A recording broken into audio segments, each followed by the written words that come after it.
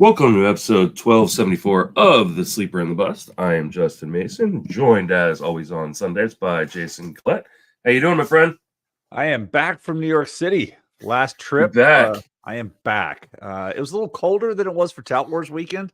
Actually, not a Insanely little, cold. decidedly colder. Yeah. It was literally 70 degrees the weekend I was there, and then I saw like the following Thursday, or maybe it was the following Wednesday, it was snowing.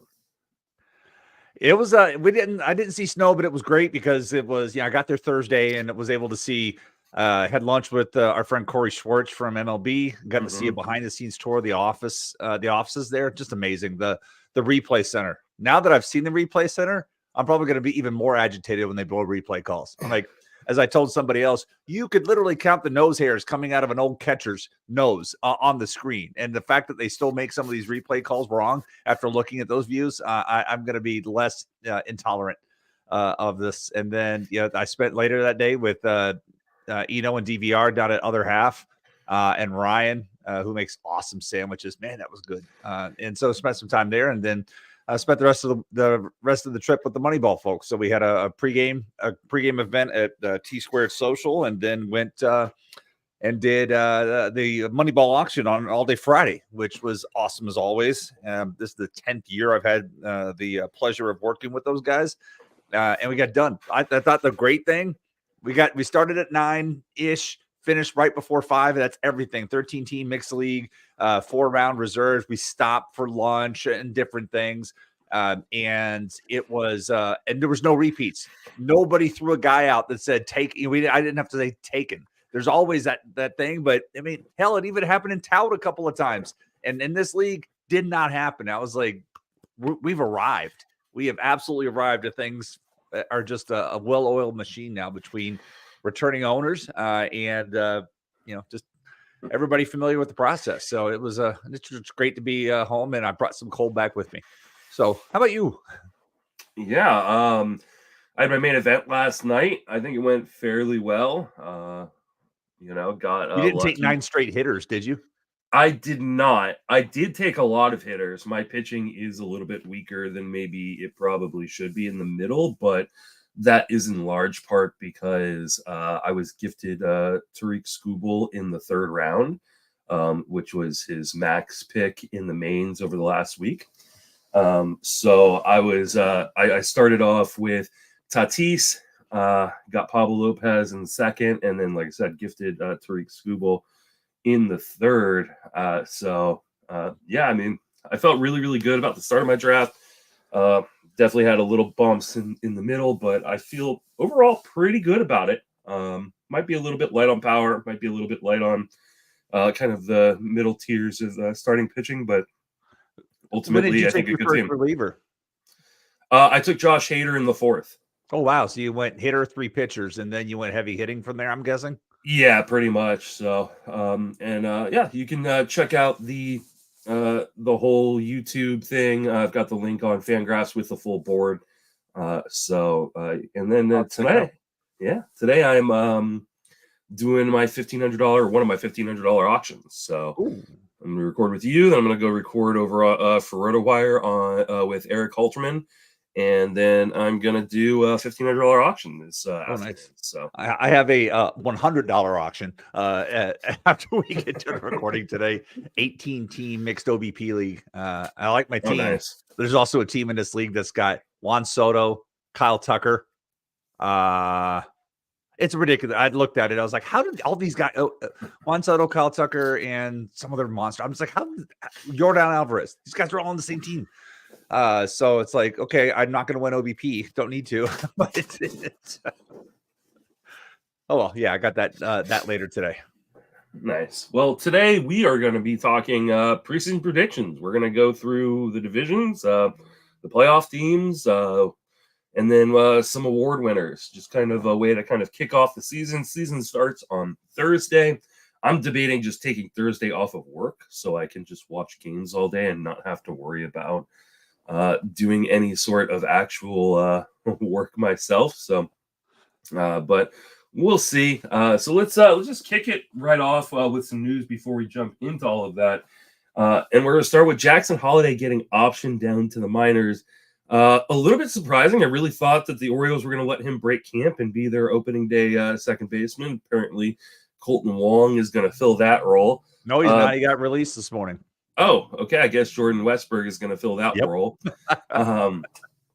So, are you stashing Jackson Holliday in any leagues? It obviously impacts his value. I mean, you want to hope that it's just one of these things where it's a service time manipulation that isn't a service time manipulation thing. I'm selfishly looking. I'm like, when is Norfolk? Norfolk's already probably going to win the AAA championship. Their team is ridiculous. I would love to see when stupid MILB site. Oh man, this site is miserable. But I wanted to see when they were coming, when Norfolk's coming to Charlotte. But it's gonna impact things, and I'm not even gonna look. This site's so ridiculous. So it's gonna impact his value a little bit. I mentioned this with Eric and Todd yesterday on the Sirius XM show. All the opportunities I've had to get Jackson Holliday, I haven't taken them yet. Now Wyatt Langford came to me twice. And these are typically not the guys I target. I'm usually leaning towards, I want guys with established major league experience anyhow. But Wyatt Langford came to me in the 12th round 2 different times. And it was because in both of these drafts, the run on outfielders just happened. And I was looking at it going, maybe this is the year I'll take a chance. So I took Wyatt Langford twice in the 12th round. Now I feel a lot better about that with him making the opening day spot. But with Holliday, I have continued to pass. And it wasn't because I thought the Baltimore was going to do this. It was more about I liked the player depth at that, and I'd lean towards the safety of that versus running for taking the upside chance with Holliday. And maybe this truly is about him getting more reps at second base for things, but maybe it isn't. I don't know. I like I said, I will continue to pass. I won't be drafting him this weekend. Yeah, I think I got Holiday maybe in one league, but I can't imagine he ends up on any more of my teams. I got 3 more drafts or 2 auctions and 1 more draft, and I'm not a big fan of stashing guys in general. Though I did stash Garrett Cole yesterday in my main event, which Paul got very upset about. I figure 15th round Garrett Cole wasn't that bad of a stash, so. Yeah, I just don't love stashing these guys. You never know when they're going to be up. And you really just don't know how well these guys are going to translate early on in their career. We've seen plenty of guys who turned out to be MLB stars, but that struggled with the transition to the major leagues. So right. I think he's going to be up early. My guess is, end of April, but that's a long time to stash a guy, especially if you don't have like an NA slot where you can, not affect your bench or your IL spots. So Victor Scott, the second, optioned as well. A lot of people getting really excited about him as potentially being a guy who could be impactful for fantasy. I'm assuming if you're not stashing Jackson Holliday, you're not stashing Victor Scott the second. That's right. I have not had him on a roster yet. So I probably won't either. It's just kind of confusing with this one. Is like they're giving Dylan Carlson the early time, and that's why Victor Scott got sent down. And you can say that Dylan Carlson's having a spring. Like if you look at the numbers, he's at 271, 327, 521 this spring. He's got 3 home runs and 13 RBIs. He's 25 years old, so we can't totally write off Dylan Carlson and be like it's a bust type of situation. But other than that, like he's striking out 27% of the time this spring, which is more than he has struck out since his rookie year of COVID. Yeah, back then. So it's like the numbers. He's got some numbers there, but what is it at what cost is this coming at? I don't know how long this stays. Scott and Holliday could both be up around the same time. I don't know how long this Dylan Carlson magic lasts with this, but I was kind of surprised that they are. I get it because he's young, but I'm surprised that they are like, yep, he's our center fielder because they've been down this road before and got nothing out of it. Yeah, I mean, I'm a little surprised. I mean, I'm not that surprised. I mean, Victor Scott, I think, still has some kind of maturing to do in the minors, but like to go with Dylan Carlson, that's a choice. I mean, I think I've been pretty outspoken and adamant that I don't think Dylan Carlson is a major league player either. So, I mean, I guess they're just trying to hold the spot until either Lars Nootbaar or Tommy Edman comes back from injury. But Nootbaar's going to be out for a while with broken ribs, and there's no real timetable for Edman yet. So I wouldn't be surprised if Victor Scott comes up to the majors, especially if Dylan Carlson can't hold his own at the plate. Yeah, I mean, I kind of, I look at Alec Burleson, and Alec Burleson's never been somebody that's completely impressed me, but he's having a hellacious spring. Alec Burleson's walked twice as often as he struck out. He's hitting 372. Like, he's had a really good spring at the plate, and so they want to have him as a strong side platoon left fielder for now. And so I get that he's had some minor league pedigree of what he's been able to do. Last year was a bit. He spent some time on the major league roster. Wasn't that great, but Burleson has certainly earned his time on the roster this spring so far. We'll see how this all shakes out. But like you said, once Edman, once Nootbaar, once these guys come back, they have an air traffic control problem in the outfield. Yeah. All right, let's move on and talk about kind of our main topic for the day, which is our preseason predictions. Let's start with the division winners, and let's start in your home division of the AL East. I assume you're taking the Rays. I am not. Oh, okay. I'll even go this far. I don't even have the Rays making the playoffs this year. I have level set my expectations for about an 85 win season when it's all said and done. I would love to be wrong, honestly, but I don't even have them making the playoffs this year. That's just where I am with the club this year. But I am not taking them. I actually have Toronto winning the AL East this year, and my reasoning is this team is way too talented to underperform as much as they did again as they last year. And really what it came down to last year is Toronto excelled at getting people on base last year, but they were dog shit. I mean, the worst team in the league and driving those guys in last year. That there's no year-to-year stickiness over that, but there's no way that team could be that bad and leave that much traffic on the bases as they did last year. And so if they could just drive in 20% more of those runs, they would be there. So as bad as they were last year, they were still in playoff contention. And like I said, the team is too talented. I'd like their bullpen. Romano's issues aside right now, I really like their bullpen. I like what they have for pitching, and I like the overall talent core of that team.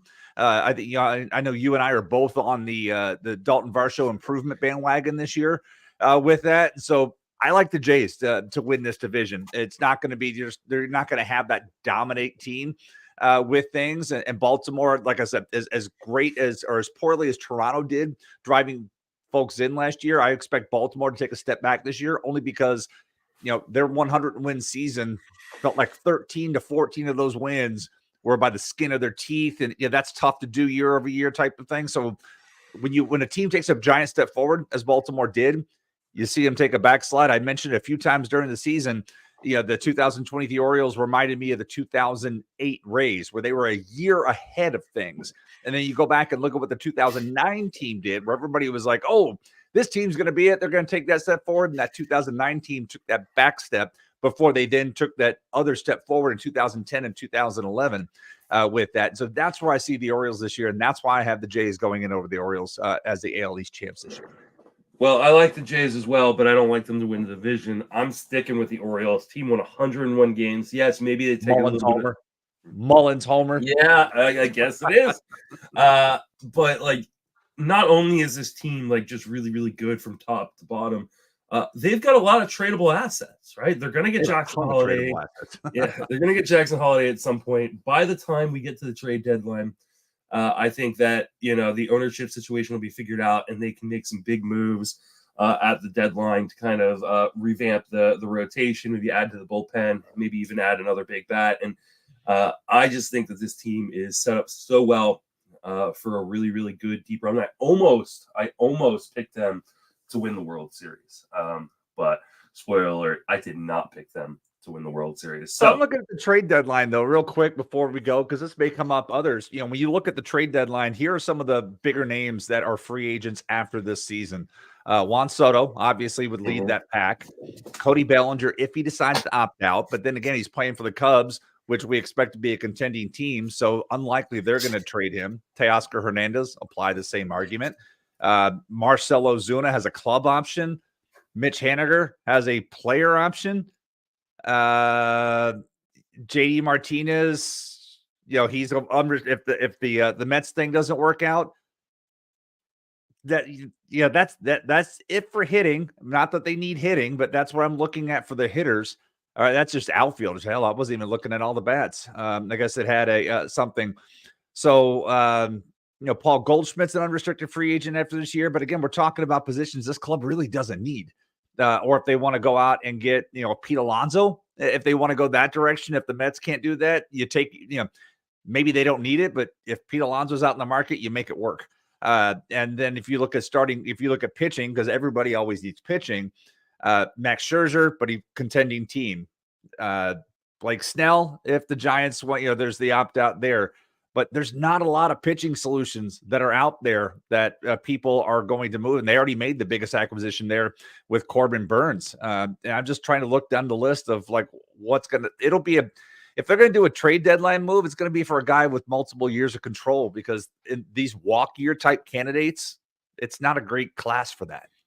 They just have a lot of firepower in that system to go out and get someone. I think they will, and I do think that they hold on for the second year and win the AL East. Let's move on to the AL Central. Who do you got? I have the Twins, and on it, but I will say this: it's probably my least confident pick of all of them, because I truly feel that this division is about as flat as any division in baseball, and 4 of the 5 teams could be in this argument. The White Sox, when I say flat, everybody's got a foundation. The White Sox are that foundation where all these teams are going to be able to bank wins against that crappy team. But the other 4, I could make an argument for any of them. But the Twins are the ones I went with because they do have the deepest overall roster. But that said, this is the least confident I have in any one of the picks. Yeah, I mean, this is probably the most difficult division to pick. I've been big on the Royals all off season as a team that I really like the moves they made. I like their lineup pretty close to top to bottom. And that rotation is much better than it has been. And they even added to the bullpen. So I'm going to stick with my team, who I've been calling the dark horse of this division, and say that the Royals win the division and make the playoffs. But I do not think that there's another team coming out of this division to get a wild card spot. I think you got to win the division. That I disagree with you on, man. We'll get to that. I think we both have the same team for the AL West to win, so maybe this is a little bit easier. It is a good division. Who you got? Houston. I mean, and really this all started when Joe Espada rearranged the lineup, when he's going to have Altuve and Tucker and Bregman and Jordan. And then, just restructuring the lineup really put it over the top for me, because how long have we been begging for Kyle Tucker to move up in the lineup? And now Kyle Tucker's going to move up. The structure of that, they've got some different pitching options there. They added Hader in the bullpen, and Presley is probably the best setup man in the game now. And so they have all the skills in that. And they still, despite their struggles last year, still almost overtook Texas in that situation. Or no, they did. I'm sorry. They did overtake Texas. They lost in the playoffs. But the Astros roster is they're still there. They got one more year of this. Bregman's probably gone after this year. And they have one more year to do this. And I like the strength of this team. Texas is obviously going to have some issues putting together a healthy rotation here. The front half of the season, they just added Michael Lorenzen. They got Cody Bradford in the rotation. And I expect a little bit of a backstep from them, but Houston to me is the team to beat in the AL West. Yeah, I just think the number of injuries that Texas has to start the season may just put them a little bit behind the 8 ball. Wouldn't be surprised if Texas pulled it out, or even Seattle, who, they didn't necessarily get a ton better, but they didn't get worse either. But ultimately, I think Houston is the best team in this division, and I'm going to give it to them as long as they can figure out keeping that rotation healthy, which has already been a little bit of a problem so far this year. So I think this is going to be a really competitive division. But I did go with the Houston Astros as well. Let's move it on over to the NL. Start with the East, where we both have different teams. Who you got? We do. I put the Phillies down because I mean, it's going to be a slugfest between the Phillies and Atlanta all year long. And last year, Atlanta obviously got the best of them in the regular season, but Philadelphia turned that around in the postseason. With that, I just like the Philadelphia team almost top to bottom. I love how they've turned around what used to be their biggest weakness in defense and have made it a strength. I love this bullpen, almost top to bottom, all the different options they have, and the lineup 1 to 9 is almost fantastic. So I love all the options here. I think, and obviously this is no slight against Atlanta at all, but Atlanta enjoyed an extreme amount of health last year. When you look at what that offense is able to do, just about everybody, unless I'm missing somebody, was there just about every day all season, and you got to bake in some of that. Something's got to slip there. I'm not talking like Philly runs away with this division. I would be stunned if it didn't come into the final weekend, but I'm gonna give Philly the edge here. Yeah, I'm still going with the Braves. I just think they're a little bit better, kind of top to bottom. I think both teams are really, really good. I do think this is going to be a really close race. I don't think the Phillies are going to fall out of it like they did towards the end of last season. But I think ultimately, you got the best player, on this team in baseball, in Ronald Acuna. I know people are going to be yelling at me. It's Shohei Ohtani, but Ohtani without the pitching is not the best player in baseball. So next year he'll be back to being the best player in baseball. But I just think the Braves are too good, and I think that they're going to end up winning this division. And I'm going to expect them to go deep into the playoffs, as we'll talk about here in a little bit. Let's go to another division where again we have different picks. So, but again, this is a wide open division. Yeah, how boring would it be if we just agreed on everything, right? Yeah. And the flatness of the division applies to both centrals, but I would say this central doesn't have, the NL Central doesn't have that easy foundation of we're just going to win a bunch of games against one team like the AL Central does. But for here, when in the mix of uncertainty, try to find this year's breakout team. And for me, that was Pittsburgh here. We have O'Neal Cruz back, who's been awesome this spring. You look at the thickness of this lineup with Cruz, with Reynolds, with Cabrian Hayes, with Sawinski at the top. Eno made a point at the Rates and Barrels this week. Like one of his bold predictions was the Pirates have the best left side of the infield in baseball by WAR. And it's like you look at it like Cabrian Hayes with his awesome defense and what he's done with O'Neal Cruz. It was a fun point to have in pitching staff. We saw Mitch Keller take that step forward. We have Jared Jones in the periphery. Paul Skeens will be up at some point. Their bullpen's got some nice depth to it. And so I look at this and it's like, who could be this year's Orioles? Who could be that team that could take that step forward? And to me, Pittsburgh has the pieces and the circumstances in their division to be a surprise. Yeah, I like Pittsburgh, but this division is just so jumbled. Like, honestly, I think pretty much every team in the division has a shot. But to me, I still think the best team in the division is the Cubs. I really like their lineup after they brought back Cody Bellinger. I think they've got a lot of depth in this rotation. The bullpen is really, really good. And so I'm going to go with the Cubs tentatively. Obviously, you guys can't see the sheet we're working off of, but I have changed my wild card picks to include multiple different NL Central teams. I think a lot of these teams are going to be very competitive. I think the Reds are really good. I think the Pirates are really good. I think the Brewers are still good. And I would not be surprised if any team won this division, but I'm going with the Cubs here. So yeah, I would say the only thing I can't get behind the Brewers. I love the offense. I love the upside, but that pitching is horrendous. Yeah. It really is bad as a whole. And that's where they're going to have to win games with that offense. And that's what scares me because, the pitching's got to do some part of it and they got to carry some water in that load. But it wouldn't surprise me if Milwaukee's last place, which would stink because they've got a nice young core talent, but not on the pitching. And I think things are probably gonna get worse there because once they do deem that they're out of it, I think they're gonna probably blow up, any of their kind of tradable pieces. So maybe Christian Yelich ends up in Adames. Adames is in his walk here. So I just Milwaukee's rotation. When you're starting your year's rotation with Colin Ray as your 2, Jacob Junis as your 3, and Joe Ross as your 4. Like that is that's pretty gross. I just can't do that. So I mean, I don't want to count the Brewers out of it necessarily, but I'm pretty close to counting. They're going to be a fun team to watch offensively. I could see them in motion quite a bit. That's where I could see some things moving along, but yeah, otherwise it's the pitching that's when you go and change the channel, watch something else, and hope you don't tune back in and see 4 runs tacked on the scoreboard. Absolutely.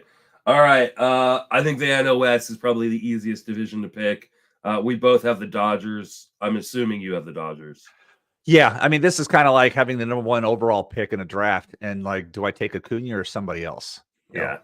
And maybe the gap between Acuna and Strider, depending on how you want to make your team build, has shortened a little bit. But let's be real, there's a standard deviation between the Dodgers and any other team in this division. Yeah. And I'm actually gonna double check it, but I'm pretty sure no team in the NFBC main event has even taken anybody but Acuna. At least going into talk about it, but when given the opportunity, they're like, I don't know. It's like, I mean, there were a ton of main events yesterday, so there definitely could have been someone. Nope, not a single person took anybody but Acuna so far in the NFBC main event. Which Paul's got a first overall in the main event this on Wednesday, and I'm sure he's going to take Acuna as well. Yeah, absolutely. All right, yeah, I'm taking the Dodgers. I just think they're the best team, probably in baseball, and I just think it's just too difficult for even the Diamondbacks. I think they're really interesting. The Giants got better this offseason and could be more competitive. I still think the Padres are pretty good, but I don't think any one of them are close to being as good as the Dodgers right now. So, all right, let's talk about our wild card winners and who we think we're gonna sneak their way into the playoffs via the wild card. Who are your 3 guys in the NL? I mean, Atlanta's a given. If they're not going to win the division, they have to get in. I don't really need to talk about them. Then I also have the Cubs. Like I said, it was which way am I going to go in the division? If I'm not going to pick the Cubs to win, they're in. And then I have to suck up to the host to be like, I got to put the Giants in. But in all seriousness, with Dodgers are going to win a whole bunch of games. But when you look at everything else, I like what the Dodgers did in the short term, adding Soler, adding Chapman, adding Snell. They're going to get Alex Cobb back a little quicker than expected. They've got the great defense up the middle. I like what the Giants have done overall, and I feel like they should be an 88 to 90 win team this year. I have not looked at projections and see what they have, but I like the different pieces that they've added. They're going to have an influx. I've mentioned this a couple times this winter, taking out Gabe Kapler and putting in Melvin. Yes. Bob Melvin. Bob Melvin likes to run. That's something the Giants did not do last year. And I thought they wasted the opportunities. Like, hey, here's all these new rules and let's not run. They have guys that can move on this team. And I would like to see how they're going to put all those pieces together this year. But I'd like the overall depth of this. And I like that, with the pitching staff, the way it's going to be, adding Snell was a much needed thing. The bullpen still has its strengths. And I think this is a team that's going to win that last wild card spot. Yeah, I'm not very. So you're like on the Giants that I am with the Rays? Yeah. Is that what I'm hearing? I still don't think they may be the 3rd best team in this division. I don't think they're the 2nd best team in this division. I still think the Diamondbacks are above them. And I think there's arguments that if the Padres, don't have the the bad fortune that they had last year, that they should be better than the Giants as well. So far, at least the Fangraphs odds of the Giants making the playoffs are at 44.4%.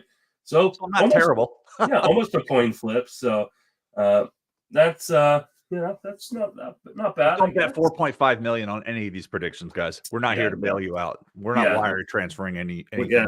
Yeah, not at all. I'm my National League wild cards, and I've changed this multiple times since we started recording. I know, I've seen them go over. So I definitely the one I feel the most confident about is the Phillies. I think they're definitely going to be in the playoffs. I think like you said, you think they're going to win the division. I think they're going to fall just short of that division title, but I think the Phillies are really good. The Pirates and the Reds are my other 2. I'm going to take 3 teams in the NL Central to make the playoffs. I just think that they're both the Pirates and the Reds are really young, fun teams with a fair amount of depth. I know the Reds have been hit by some injuries and suspensions earlier this offseason, so I almost had them as a like kind of last team out with the Diamondbacks getting in. But I'm a little worried about the Diamondbacks rotation after losing Eduardo Rodriguez. I just think that is actually kind of a brutal kind of pull for them. So I'm going to go with the Reds over them, and I agree with you on the Pirates. I think the Pirates are actually pretty good, and I think they're going to make the playoffs for the first time in a while. So I'm with you on that one. Let's move on over to the AL wild card. Who you got? Let's see. And I noticed, this may come as a surprise. I'd have nobody from the AL East making that. AL wild card. I have what I put down. I put Seattle for one of them because I love their pitching, top to bottom. Love their pitching, and that's what's going to make or break this team. The offense, again, they had their own struggles last year with things, and they can't be as bad as they could be in that situation. But I absolutely love their pitching, top to bottom this year, and it could be. And Bryce Miller's the guy I expect to take the biggest step forward there. With that, then I also have Texas. I don't see them completely sliding out of the playoff picture, but the offense is too good to drop out of it. And then finally, I have the Guardians in there. With the Guardians, it's a new situation under Stephen Vogt with things, but I do love their pitching. I do love the young core of hitting that they have. And we've talked about the flatness of the AL Central, and and that's where they may have the advantage over the teams in the East, because I would say the worst team in the AL East this year is likely going to be Boston, but they're still going to beat you up. Boston still has a good offense, and they're going to have Nick Pivetta and Cutter Crawford and pray for rain type of situation, the way I look at that pitching staff. But even the worst team in the AL East is still going to be able to beat you up. And that's why I think the Guardians have an advantage to get to slide into that last wild card spot over a team in the East.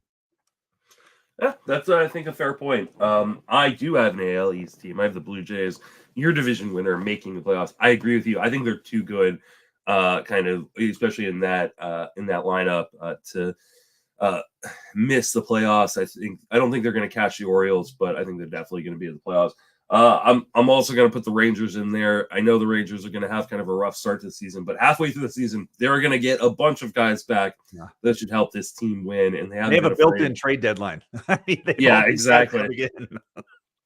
They did some main event stashes as well. So I think the Rangers get in, and then I think the Mariners get in as well. So Mariners, I think that they could have made bigger moves this offseason to kind of push them towards a division championship. But I do like some of the moves that they made this offseason, getting Mitch Garver, getting Polanco in order to kind of bolster that team. Yep. So I've got the Rangers, the Mariners, and the Blue Jays making the wild card. All right. Who are you picking to win the National League? Boring chalk. I don't know how anybody can go against the Dodgers outside of the Dodgers track record in the postseason. Take away the COVID World Series, and they haven't done that in a long time.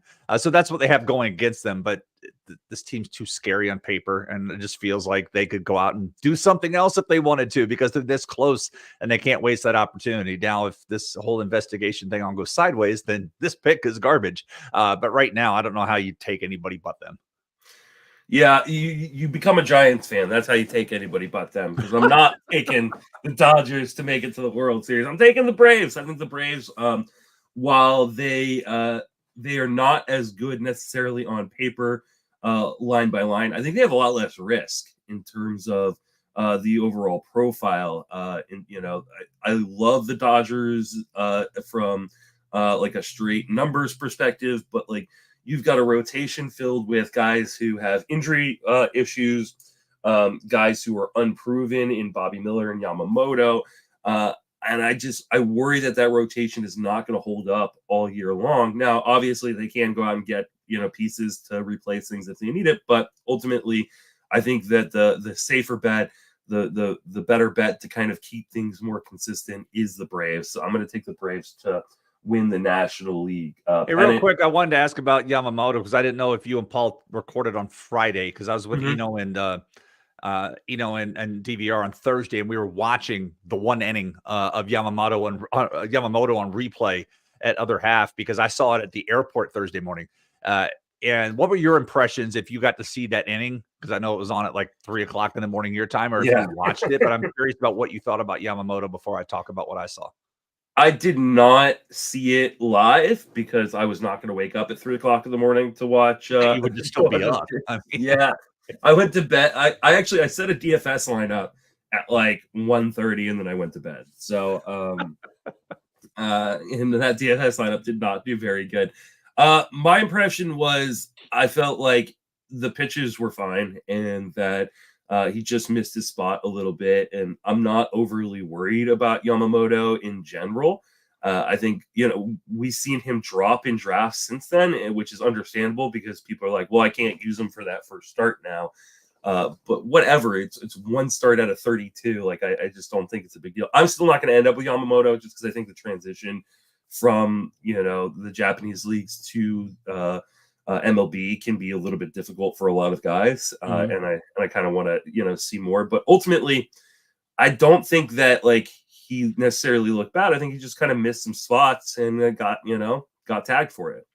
yeah, I mean, what I saw, I felt like and they even mentioned this on the broadcast, like he was overthrowing a bit.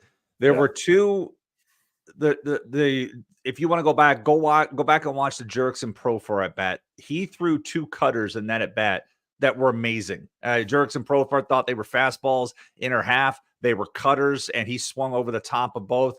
To me, they were the best two pitches he threw in the game. The first one, he threw 97 fastball right over the plate to Bogarts, and Bogarts took it right back up the middle for a single. And that was probably the only time he ever hit his location in that particular inning, because he was the splitter was honestly, you could have called it a spitter because nobody was swinging at it. It was just a ball out of his hand and nobody was doing anything. But the cutters that he threw to Profar is what I want to hang my hat on. Now, I have not drafted him anywhere yet. My concern is just him being part of that 6-man rotation. And I don't want to spend, some people have been taking a late third or fourth round draft pick on a guy that may lose a couple of starts over the course of a season because they give him an extra day's rest and whatnot. But I'm hanging my hat on what I saw from that cutter because that was an elite pitch, the way he executed those. But everything else from that inning would certainly be enough to scare me. And I could see, like, if he fell in main events this weekend, or everybody's sitting down the draft, you're like, ooh, I don't want to touch him. I can see there's enough in that one inning of almost 40 pitches to scare you off a little bit. But I would just say, as homework, go back and watch the at bat against Profar and watch those cutters he executed, because those are things of beauty. And that's a tough pitch to do that with, but those were absolute things of beauty. And I thought they were the two best pitches he threw in that outing. Yeah, he has had a pretty wide range, and I think that's indicative to that bad start because I think if he had pitched well in the first start or just like pitched mediocrely, or hadn't pitched at all, right? The game just hadn't started, he would be a firm second rounder. He's gone as high as 24. But because of this bad start, he's gone as low as 55. So he's got a pretty wide range for a guy going that early. So he's still hanging in the fourth round, though. I mean, that's my takeaway from that. He has not yet fallen out of the fourth round. No, and I don't think he will. I think he's going to continue. I would be very, very surprised if he fell out of the fourth round. I know he went, I think, right at the 3-4 turn in my main. Okay. But also heavy pitching. Like I've seen him go as high as like SP6, SP7. So we're also talking main event for those who aren't aware.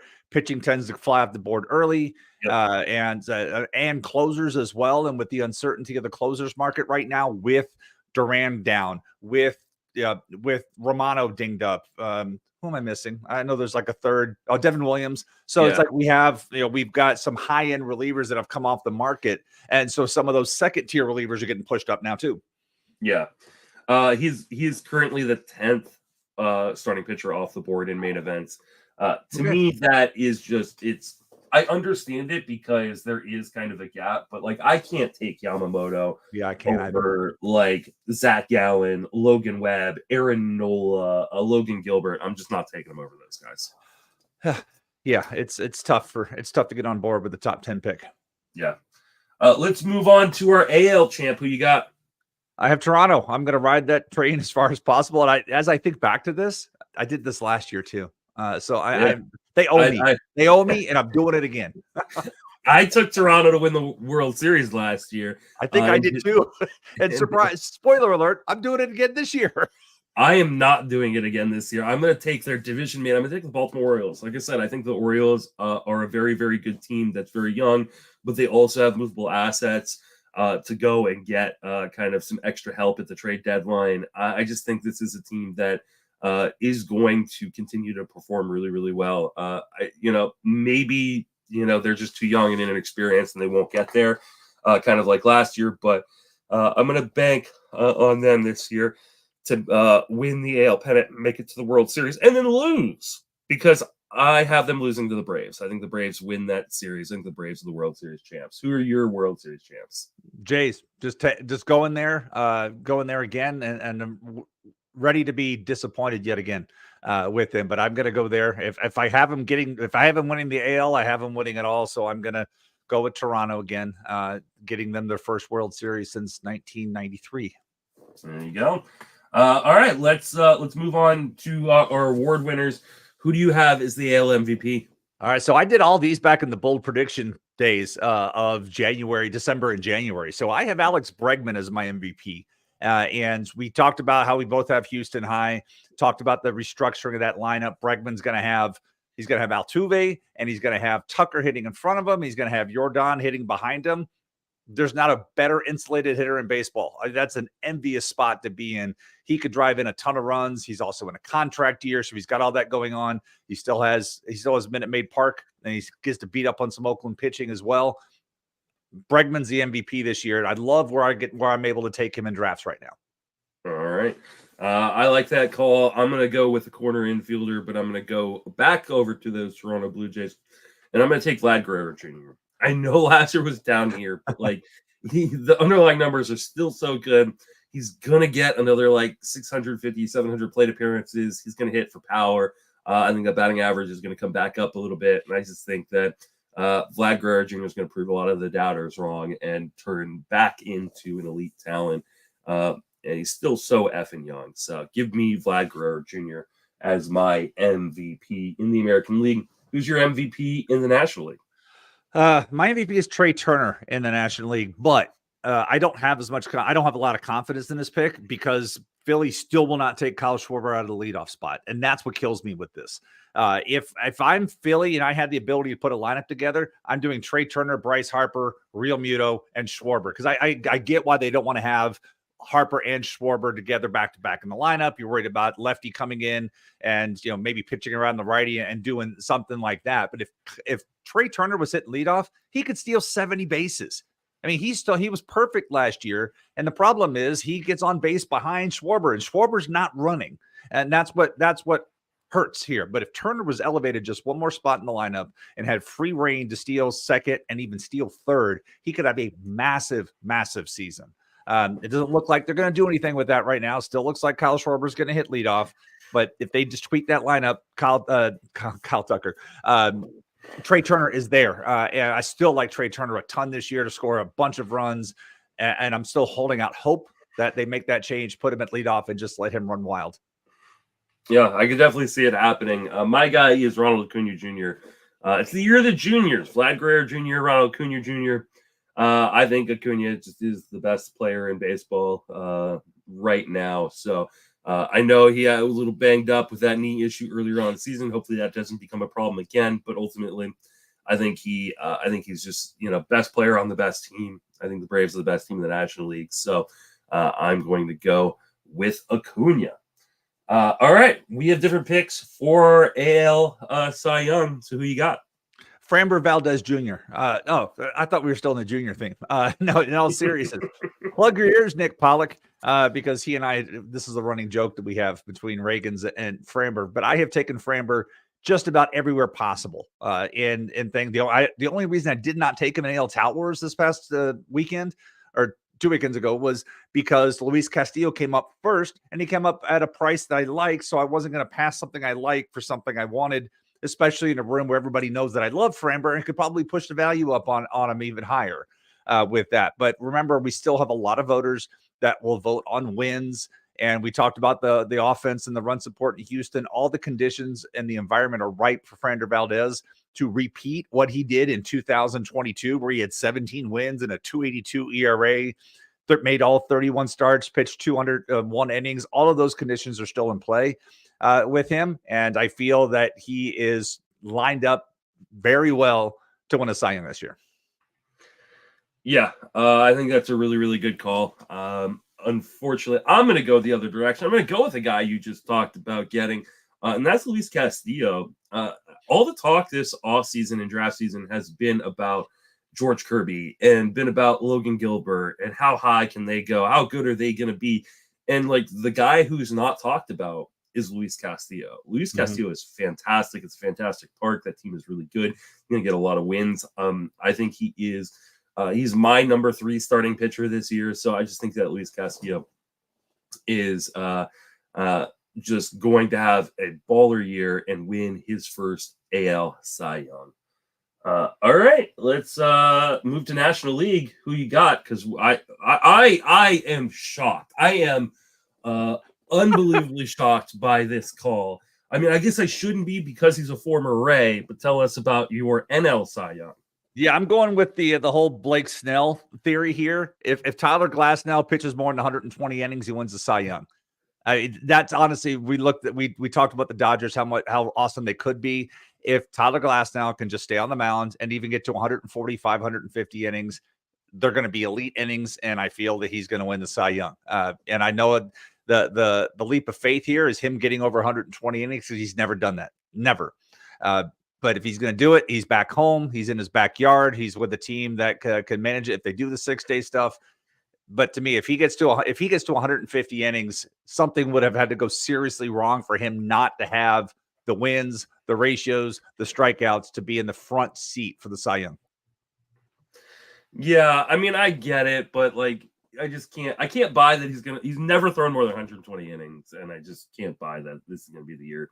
Maybe Dodgers black magic makes it happen, but I think he probably tops out at like 130, and then that he's not going to pitch in enough games to get enough wins. You know how much those voters love their wins, which is why I'm going to go with Zach Gallen. Zach Gallen is a horse. For some reason, people have just been sleeping on Zach Gallen this draft season. Maybe it's my fault. I keep saying he's going to wear it down. His workload jump was just way too high for my comfort level. And a lot of people feel that way, but to me, like, that is projecting an injury on a guy who's just been a healthy horse. And I think he's going to get a lot of wins. I do think the Diamondbacks are going to be good, not good enough to make the playoffs, but good. And I think Zach Gallen is, he was the guy who, came close to winning Cy Young last year. I think he could win it again, or I think he could get the opportunity to win it this year. The other guy that I really considered was Zach Wheeler. I just think Wheeler is just such a good pitcher, and that Phillies team is going to be very, very good. Mm-hmm. So, but I ended up going with Gallen just because I am a Gallen gal. So let's finish out with Rookie of the Year. Start with the American League, where we both have the same guy. Well, yeah, we both have Wyatt Langford. I'm curious to hear who else you considered for this spot. There's 2 names. So I considered Mason Miller only because I thought the writers may want to throw Oakland a bone and be like, man, everything's gone so bad, but if this guy can come out and pitch to what his talents are capable of, this is somebody. But I also look strongly at Chase DeLauter with Cleveland. Langford, he's making the opening day roster. So that's a huge advantage right there. But Chase DeLauter was the other guy that I could see coming up and making an impact. But it's, again, Langford's almost chalk here. Yeah. Almost chalk. Because if Holliday was up to start the season, would have gone that direction. But he's not. Langford's got the lead up on that because he is on the team to start the season. And there's been, I don't know where you stand on this, but I know some folks feel that Evan Carter may not be all that. I agree. Yeah, somebody's hung a Jeremy Hermita comp on him, and I'm like, but there's a potential for Evan Carter to step out. Yeah, when somebody said that, I wish I remember who to credit that to, but I was like, ouch, because I was on that Jeremy Hermita train for a long time, and I finally had to drop it. Yeah, I agree. I mean, I think Langford is the dude that is going to win it because he's getting that advantage of not only being up day one, but like he's going to be up day one in the middle of a really good lineup. Like it's just, and like he's done nothing to show that he is going to fail. I mean, obviously any prospect can fail or struggle in their first go around in the majors. I think there will be struggles, but ultimately, like he looked good all the way through the minors. He's looked good in spring training. I don't know that there's any reason to think that he is not going to just be successful at the major league level. Almost took him in my main event last night, in spite of the fact that I really don't like taking these kind of guys, but he felled me outside the top 100, or he almost felled me outside the top 100 picks. Even though I had 3 outfielders already at that point, I almost took a fourth just to get a share of Langford on a main event team. The guy I have as like a potential backup, Jackson Holliday, definitely would have been a name on the list. But the other guy that I've got is another guy who's had an amazing spring, is a top prospect. And people aren't talking about Colton Cowser. Colton Cowser is hitting 318, 434, 750 with 6 home runs and a stolen base in spring training. Austin Hayes got hurt yesterday, which could give Cowser a shot at some playing time early on in the season. And I think people are just worried about like the small sample we saw in the majors last year. But this is a top 10 prospect that people are kind of sleeping on right now. So if I had to pick a dark horse, if I was going to Vegas and I don't want to pick chalk on Rookie of the Year, I'd put some money on Colton Cowser to win AL Rookie of the Year. And it's, we can't really blame people for being asleep a little bit on anybody in Baltimore, because as we mentioned earlier, there are so many guys there to look at. It's just like it kind of falls in the crack. I've said this to a few people. It's like they've got Connor Norby in the system. Connor Norby could probably be a starting middle infielder for about 10 teams in Major League Baseball. Yep. And he has no chance of sniffing that roster. And it feels like if they do any kind of trade, he's got to be in that package. Just where is he going to play type of situation? And he's a top 100 prospect or on the fringe of that. And he has no clear path to any playing time in Baltimore, and they've already sent him down to Norfolk. And I'm just curious to see where he ends up in a deal. I thought if they did make a trade for Dylan Cease, it would have been perfect for the White Sox. Absolutely perfect. Not that they got a terrible return from what they got with the Padres, but again, just want to keep an eye on what Baltimore does this winter, because they certainly have the farm depth that you can only put so many of these guys on the 26-man roster. Yep. All right, let's finish out with the NL Rookie of the Year. We have different picks this time as well. I'm glad we did this, because we both have different kind of viewpoints on a lot of the division winners and the award winners. So who is your guy to win the NL Rookie of the Year? Oh, it's totally going to be Jacob Hurtubise. And you guys, boom. In all seriousness, somebody shared a tweet with me the other day that Phil Dussault has got Jacob Hurtubise as somebody he's been targeting in late rounds. And I was like, cool. Somebody a lot smarter than me is on board on the Hurtubise train, because I've been like beating the drum on this guy. But in all seriousness, Jackson Churio is where I want to go with this. And I want to tie this into a different point with spring steals. So last year I wrote the article about how teams run in the spring and the league rather as a whole, and how that carries over to the regular season. I was looking at this particular data point this morning. Last year, Milwaukee had 26 stolen bases as a team in spring training, and the Angels, and I'll pull up the Angels and why I'm bringing them up in a second, they had 22. Well, both of those teams have new managers this year. Ron Washington with the Angels and Pat Murphy with Milwaukee. Those two teams are 1 and 2 in the league in stolen bases right now, with 43 steals for the Angels, which leads the league, and 42 for Milwaukee. So both of these teams under new managers are employing new styles here in the spring. And we already mentioned Milwaukee's going to have trouble preventing runs with pitching, so they have to generate them offensively, and Jackson Churio could run wild and that's why I'm looking at that particular thing. And then not even on either one of these teams, because we've mentioned his name already in this podcast. Guess who leads all of baseball in stolen bases this spring? Oh, someone we've mentioned on and that we're both on board with this year. I have no idea, honestly. Dalton Varsho with 8. Oh my God. Oh Yeah. man. If Dalton Varsho got 8 has, steals. I got sniped on Varsho last night in my main event, and I'm so annoyed by it. But I Dalton love this Varsho over leads the league with 8 steals this spring. So I only wanted to bring this up because we have those two managers. And by the way, we mentioned Cleveland earlier with Stephen Vogt. Cleveland only has 26, so Vogt's not running that much this spring. there. But the Angels and Milwaukee are a lot more than they were last year. Just something to keep in mind. Another data point to keep in mind as you do your final draft stuff this week, that these teams may be some sleeper sources for stolen bases because they now have new managers that are trying out some things this spring. All right. I'm gonna take Yamamoto. I just think Yamamoto has such a leg up as long as he's healthy and throws, even just decent innings in terms of quality. Like, he's on a Dodgers team that's going to win a ton of games, and you know how much those voters love wins. There's going to be a lot of hype around him, and I just think he's a really, really easy bet for NL Rookie of the Year. I don't think those guys should be eligible because they've been playing, professional baseball in Japan, but they are eligible, and I think that's the easy answer. Yeah. All right. That's going to do it for this episode. Jason, want to remind everybody where you reach on social media and plug anything you got going on? So you find me Blue Sky Threads. Find me on Instagram, Jason Collette. Easy to do. I did post my recap of AL Tout Wars earlier this week, and that's outside the RotoWire paywall. So feel free to take the look at that, and just finally a call to action for everybody with this. Reach out to your best friend today. I told Justin this before the podcast. One of my best friends passed away last night late. I got home from New York, went to dinner with the family, and got word last night from his brother that he passed. One of my best friends, a guy I've known since I was a sophomore in high school, and it was like an uncle to my kids. It was in my wedding. He passed away in his sleep in the afternoon out of nowhere. So reach out, because we were planning that.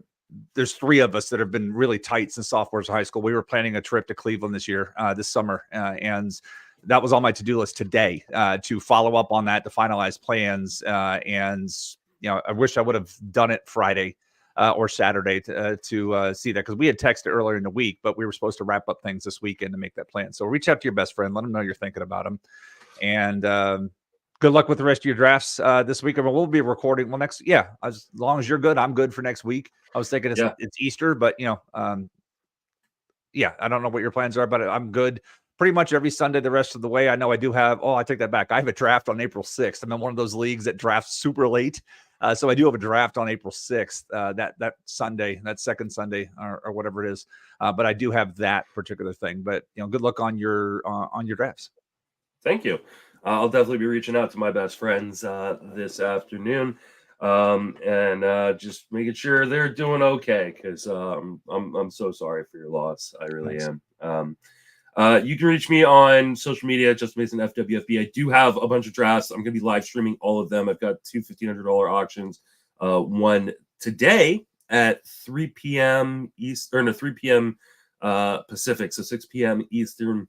And then one Wednesday evening at, I believe, 6 p.m. or 9 p.m. Eastern. Tomorrow night. Nope, I'm not in GDD today, and I have GDD tomorrow night. There you go. And then I've got the Beat Justin Mason League, which is full, and that is at 10 o'clock Eastern. So if you like those live streams, you can catch the replays over on Fangraphs. I've got the links with the boards up there, so you can go and check that out. And then I'm writing 3 times a week this season at Fantasy Pros, 5 days a week at Fangraphs. That will do it for us. For Jason, two quick bits of news. Okay. The Phillies have signed Matt Strom to an extension through 2025 with an option of 26, and then they traded Jake Cave to the Rockies, which may help their Rockies may help their defense, and it's a nice addition by subtraction for the for the Phillies. I'm not sure. Trying to look at how that impacts their particular roster, but one of my Phillies friend just sent me those notes with that, and so I guess that solidifies Christian Pache's spot on the depth chart. But I didn't really see Jake Cave making the roster anyhow. He was having a really good spring, and so I'm glad they they sent him somewhere where he could find a home. But So I wonder how that impacts. Well, if we like spin that the other direction, if he was having a really good spring, and who does that it gives him a nice. Well, maybe that's why they outrighted Sam Hilliard.